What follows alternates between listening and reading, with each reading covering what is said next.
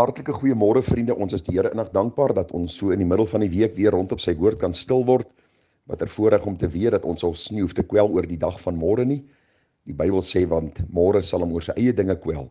Elke dag het genoeg aan sy eie kwaad en waarom hoef ons nie te kwel nie? Want die Here sê, soos hy sorg vir die voëls van die hemel, so sal hy sorg vir sy kinders en meer in besonder vir sy kinders, omdat hy hulle liefhet, omdat hulle die appel van sy oog is, omdat hy hulle gekoop het en op sy handpalms gegrafeer het. Wat 'n wonderlike voorreg om vanmôre te weet.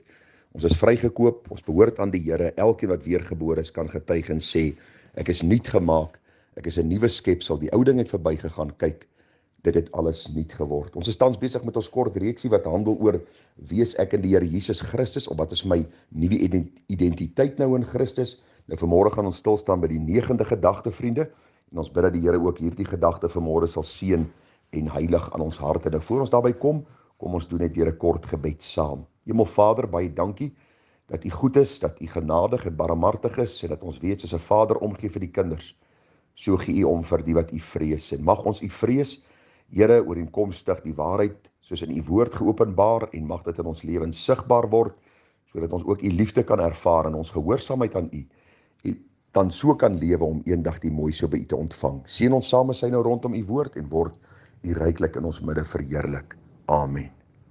Nou vriende, soos reeds aangekondig, gaan ons vanmôre by ons 9de gedagte stil staan onder die tema, wie is ek in die Here Jesus Christus, of wat is my nuwe identiteit nou in Christus, ek as weergeborene. Ek gaan ongelukkig nie al die ander gedagtes hanteer nie. U is baie welkom as U meer inligting wil bekom daaroor, om net vir ons te vra, dan kan ons dit vir U net aanstuur. Nou vanmôre se gedagte is vir my ook besonder in die sin, soos reeds gesê, ons werk uit Romeine 8. Uit Romeine 8 kom al hierdie waarhede, en Romeine 8 vers 35 kom leer vir ons dat in Jesus Christus sal niks ons kan skei van die liefde wat God vir ons het nie. En hoor hoe besonder stel Paulus dit in Romeine 8 vers 35. Wie sal ons dan skei van die liefde van Christus? Verdrukking of benoudheid of vervolging of honger of naaktheid of gevaar of swaard? Soos geskrywe is, om U ontwil word ons die hele dag gedood, ons is gereken as slagskape, maar in al hierdie dinge is ons meer as oorwinnaars deur hom wat ons lief gehad het. Want ek is verseker daarvan, dat geen dood of lewe of engele of owerhede of magte of teenwoordige of toekomende dinge, of hoogte of diepte of enige ander skepsel ons sal kan skei van die liefde van God, wat daar in Christus Jesus onze Here is nie. Nou vriende, ons het gister 'n bietjie gekyk na hierdie baie besondere gedagte in God se woord, dat die duiwel en die sonde geen houvas weer op ons sal hê nie. En dit is vir my so bemoediging dat die volgende gedagte wat volg is, dat ons kan weet dat niks ons sal kan skei van die liefde van God wat daar in Christus Jesus onze Here vir ons is nie. Hoe besonder om daaraan te dink dat terwyl die Here ons kon vrykoop het, en ons kon vrykoop het uit die heerskappy, die slawerny van sonde, en onder die mag van die bose en die mag van sonde gebreek het oor ons lewe, hy nou vir ons die belofte gee dat niks ons sal kan skei van sy liefde nie. Kom ons dink aan 'n paar praktiese voorbeelde. Ons dink aan die man Abraham wat gesondig het. Het dit hom geskei van God se liefde? Nee, die Bybel sê hy het God bedroef, en deur vergifnis het die Here vir hom vergifnis geskenk. Ons dink aan die man Dawid. As ons dink aan sy brouvolle hart nadat hy met Batseba gesondig het, dan sien ons ook hoe hy vir 'n tyd lank in hierdie staat van sonde dan ook met baie hartseer en droefheid geworstel het, en uiteindelik vergifnis by die Here gekry het, en besef het dat niks hom sal skei van die liefde van God wat daar in Christus Jesus onze Here is nie. Ons dink maar aan Petrus, toe hy die Here Jesus Christus verloon het. Ag, het die Here hom alleen gelaat? Het die Here hom weggegooi en gesê, ag Petrus, jy is useless, jy beteken vir my niks nie, jy het 3,5 jaar saam met my gewandel, en nou, voor 'n diensmeisie verloon jy my? As God jou red, as God 'n goeie werk in jou begin, kan ek en jy verseker wees daarvan. Luister vriende, dis meer seker as daardie geld in jou bankrekening. Dis meer seker as die datum op jou huweliksertifikaat.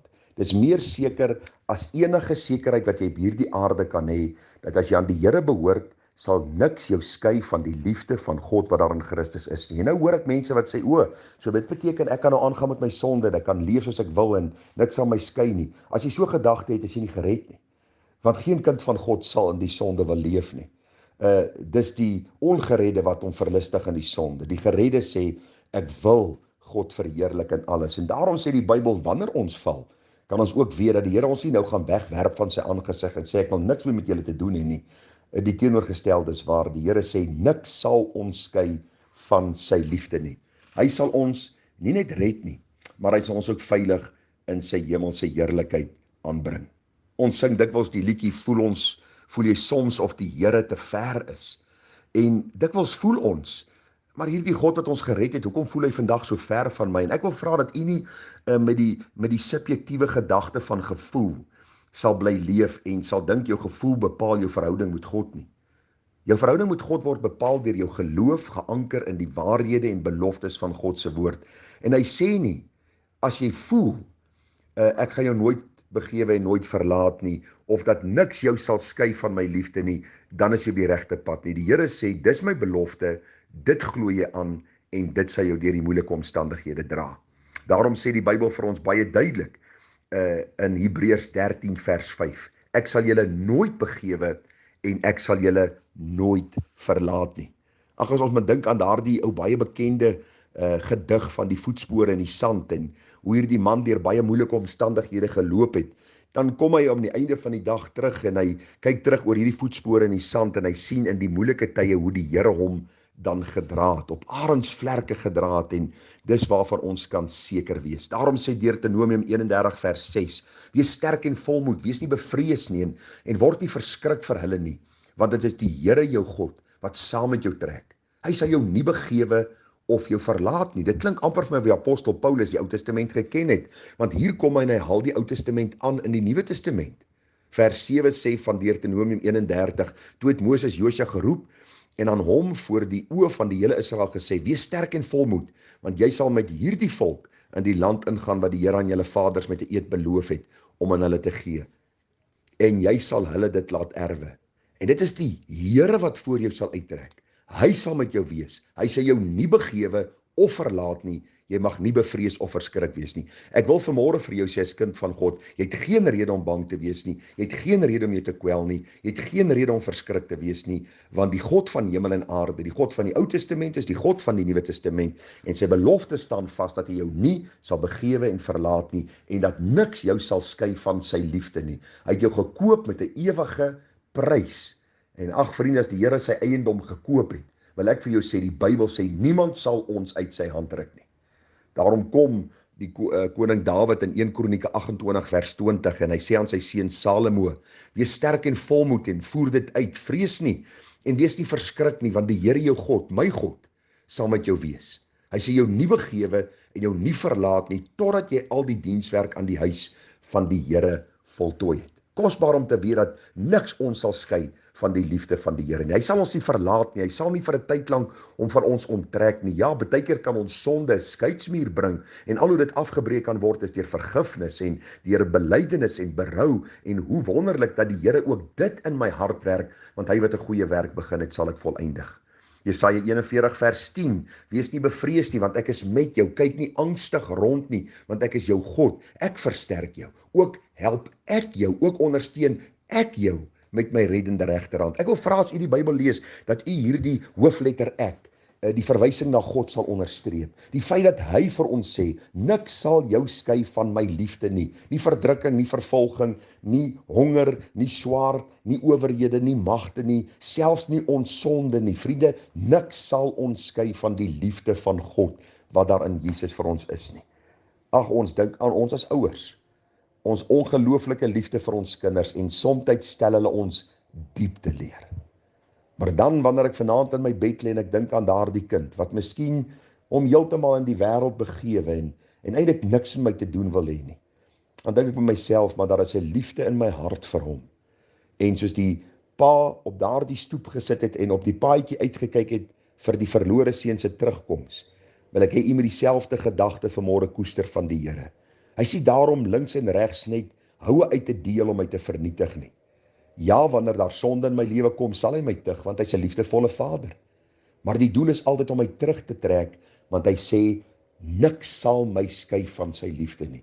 Hy sal nooit ophou om my lief te hê as sy kind nie. En hierdie liefde is 'n ewige liefde, wat hy my hart uitgestort het by wedergeboorte, wat staande sal bly, wat in stand gehou sal word, wat sal aangaan tot die dag dat ek hom in sy heerlikheid sal sien. Ek wil vir u sê, hierdie reeks bemoedig my, dit versterk my hart, om die God van hemel en aarde te aanbid, vir sy heerlike verlossing wat my deel geword het, sonder verdienste van my kant, omdat hy 'n genadige en 'n barmhartige God is. Ag, mag die Here u versterk en mag die Here u bekragtig deur hierdie kort gedagtes, en mag die Here u ook opbou in die allerheiligste geloof, en mag u met die sekerheid leef, dat niks u sal skei van die liefde van God, wat daar in Christus Jesus ons se Here is nie. Baie seën, baie liefde en baie sterkte ook vir u die dag. Mag die Here u veilig op die paaie bewaar, en binne sy wil veilig ook by u huis aanbring. Baie groete, baie seën, mooi dagie verder. Tada!